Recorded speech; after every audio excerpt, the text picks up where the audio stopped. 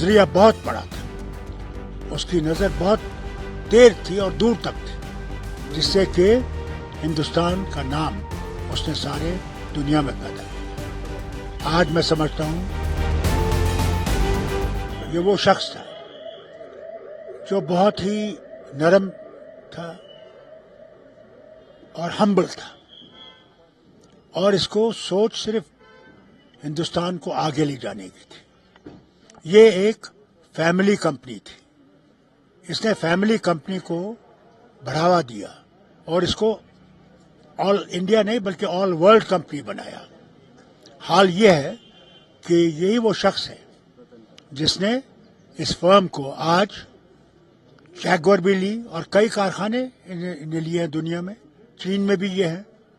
ये दिखाता है कि नरसिम्हा राव जी और मनमोहन सिंह की जी जो वो ख्वाहिश थी राजीव गांधी की कि हम लोग यहाँ के खोल दें यहाँ पे, नहीं तो पहले तो यहाँ सरकारी राज होता था इसमें इंडस्ट्री के लिए। जब उसने वो सब तोड़ दिया तो आउटलुक बढ़ गया और रतन टाटा का नजरिया बहुत बड़ा था, उसकी नजर बहुत तेज थी और दूर तक थी, जिससे कि हिंदुस्तान का नाम उसने सारे दुनिया में पैदा किया। आज मैं समझता हूँ ये एक बहुत बड़ा खिला पैदा हुआ है, इसको पूरा करना बड़ा मुश्किल है। रतन टाटा जी से यही सीख हमने पाई थी कि आप ईमानदारी के रास्ते पे भी बड़ा आदमी बन सकते हैं।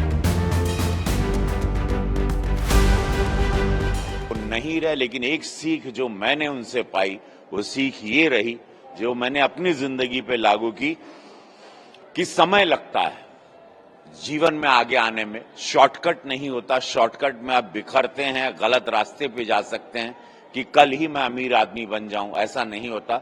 मुझे 34 साल लग गए यहां पर पहुंचने के लिए। सिनेमा के माध्यम से देश को एंटरटेन कर रहा था, अब जाके हमारी फिल्म ऑस्कर में गई लापता लेडीज। तो 34 साल की तपस्या है। अब गुरु गोरक्षनाथ की धरती है, गोरखपुर हॉटेस्ट सीट जो काशी और ये है, वहां पर अब मैं यहाँ सेवा कर रहा हूं, दूसरी बार का सांसद हूं।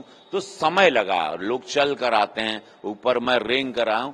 रतन टाटा जी से यही सीख हमने पाई थी कि आप ईमानदारी के रास्ते पे भी बड़ा आदमी बन सकते हैं, बड़ा व्यक्तित्व बन सकते हैं, आप रतन टाटा बन सकते हैं। तो वो सारे स्टार्टअप बिजनेस वालों के लिए, छोटे इंडस्ट्रीज के लिए, एक गांव गवई, एक देहात के लड़के के लिए जो एक सपने लेके चलता है, रतन टाटा जी जैसे एग्जाम्पल हैं। आज वो सब उनको मिस कर रहे हैं और उनसे एक सीख लेके हम सब आगे बढ़ रहे हैं कि ईमानदारी के रास्ते से आप बड़े व्यक्ति बन सकते हो।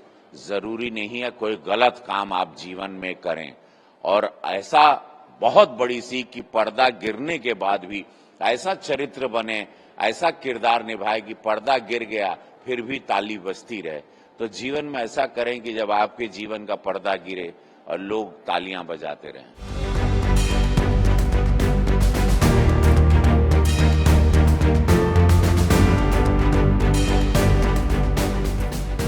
रतन टाटा भारत के रतन थे।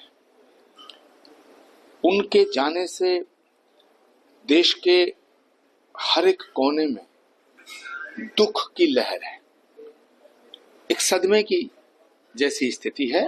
जो लोग रतन टाटा से मिले थे वो भी, जो लोग नहीं मिले थे वो भी। रतन टाटा देश की धरोहर थे, देश के रतन थे। तो मैं भारत सरकार से ये मांग करता हूं कि उन्हें भारत रत्न दिया जाए। महाराष्ट्र से भी ये मांग उठी है भारत सरकार ने। मैं मांग करता हूं कि रतन टाटा को भारत रत्न दिया जाए। उनकी किस तरह की रही समाज से उनका एक एक पल देश के लिए, एक एक पल उनका लोगों के लिए था और उनका अपना कुछ नहीं था, जो था देश के लिए था। तो ऐसे व्यक्ति को, ऐसे उद्योगपति, उन्होंने आदर्श स्थापित किया, एक आदर्श स्थापित किया पूरी दुनिया के बिजनेसमैन के सामने, पूरी दुनिया के इंडस्ट्रिस्ट के सामने। एक इंडस्ट्रिस्ट के नाते रतन टाटा बहुत बेहतरीन इंडस्ट्रिस्ट थे। एक देशभक्त के नाते रतन टाटा बहुत बड़े देशभक्त थे। मजदूरों के हितैषी के नाते रतन टाटा बहुत ज्यादा मजदूरों के हितैषी थे। और ईमानदारी के दृष्टिकोण से रतन टाटा एक बहुत ज्यादा ईमानदार उद्योगपति थे। प्रधानमंत्री से लेकर अमित शाह तक ने सबने उनको शोक व्यक्त किया उनकी। पूरा देश उनको श्रद्धांजलि दे रहा है, पूरा देश। इसीलिए मैं आज ये कहना चाहता हूं कि भारत रत्न देना रतन टाटा को सच्ची श्रद्धांजलि है।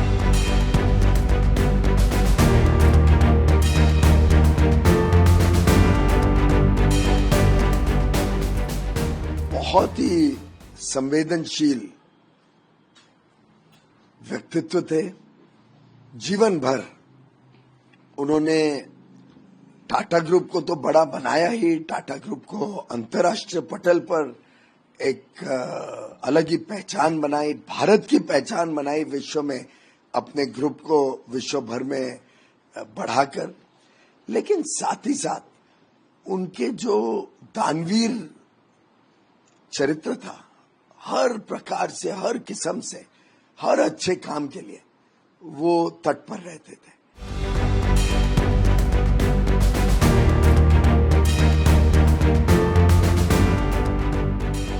ये व्यक्तिगत नुकसान जो आपका है कभी भी फुलफिल हो पाएगा, इसका कोई रिप्लेसमेंट नहीं। मैंने किसी को अभी बोला कि मैंने जब अपने पहले पिताजी और फिर उसके बाद माताजी को खोया है, आज मैंने तीसरा पेरेंट खोया है। और ये सिर्फ कहने की बातें नहीं है, क्योंकि देखिए मैं उनको 1990 से जानता हूँ, 34 साल, और मेरी उम्र 61 है। तो आधी जिंदगी मैं उनको जानता था, और जितना स्नेह उन्होंने मुझे दिया, जितना प्यार, जितनी विनम्रता से वो पेश आए, मैं कौन हूँ, कुछ भी नहीं। उनके पास पूरी दुनिया थी, पर उन्हें ये लगता था कि भाई हाँ, कि मैं अगर सुहेल के साथ बैठूंगा तो हंसी मजाक होगा। और एक बात है, मिस्टर टाटा में एक खासियत ये थी कि वो सच के पहरेदार थे। अगर आप उनको सच एडवाइस देते, उनको वही पसंद था। वो उनमें से नहीं थे कि भाई आप उनकी हाँ में हाँ मिलाओ। तो वो जो उनकी खासियत थी वो बहुत यूनिक थी।